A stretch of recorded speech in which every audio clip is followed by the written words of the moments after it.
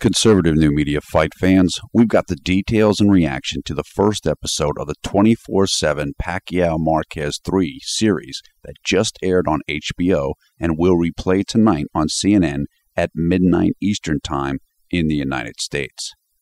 We started out in 8-division world champion Manny Pacquiao's Baguio City training camp in the Philippines. The Pac-Man spent 3 weeks training in Baguio City for his third fight with rival Juan Manuel Marquez. The scene then shifted to Mexico City's Romanza gym, where Marquez was shown in preparation for the bout.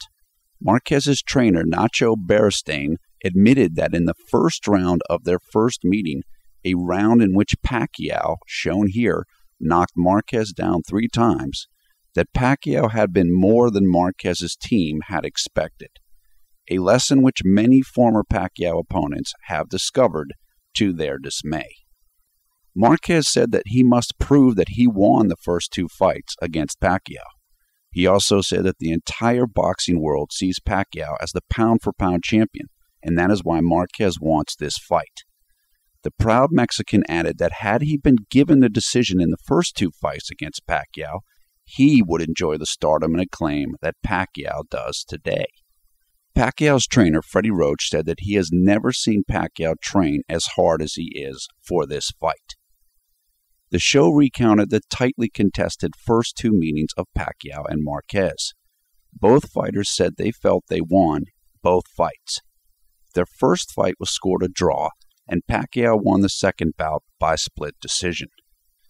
The show then detailed Pacquiao's flight into Los Angeles to complete his training for the fight at Roach's Wildcard Gym.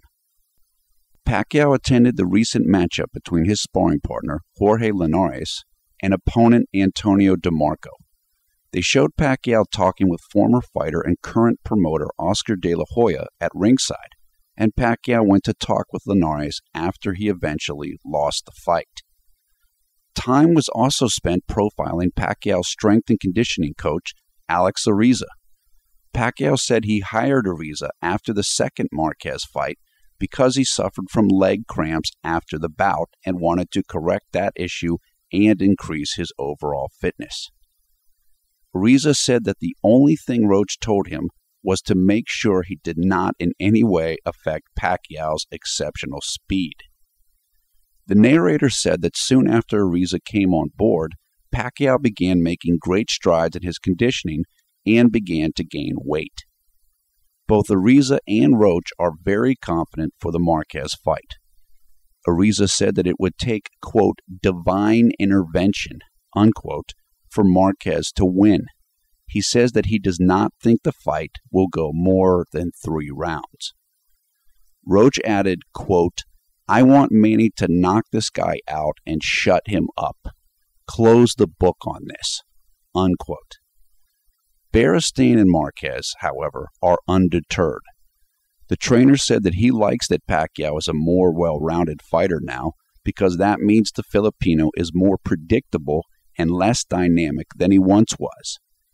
Marquez added that he feels Pacquiao does not like to be attacked in the ring, and that is just one of the things that Marquez has shown he can do against Pacquiao.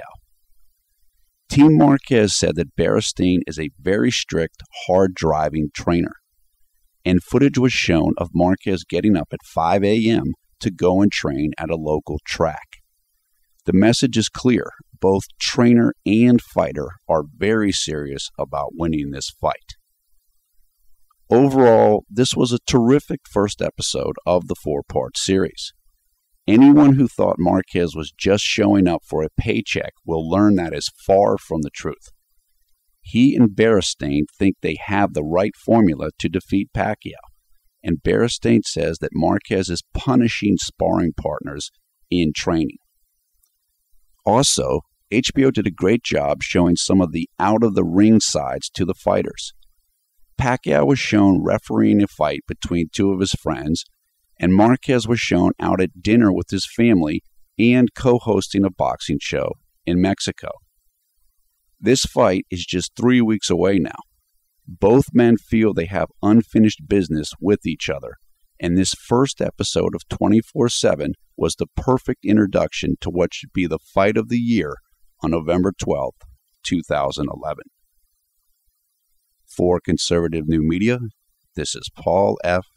Villarreal.